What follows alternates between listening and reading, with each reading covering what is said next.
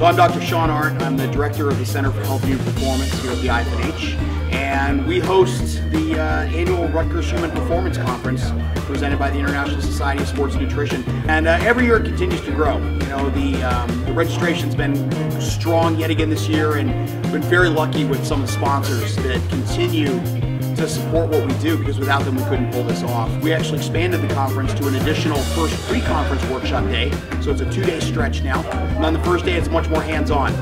You know, I hope that Rutgers community appreciates what we bring to this, because we're really trying to bring in national and international level speakers for a university conference. And you know, when we're attracting 150 to 180 or more individuals to come, it's fantastic. And I think that it really shows the reach and the ability of sports science and human performance and what we're really expanding on. And as part of the center's mission and what we're trying to accomplish, raising the visibility of what we offer here at Rutgers and why we need to be both unique and leaders in the field. And in order to do that, we bring some of the other leaders in the field in to educate the people around here on what we do.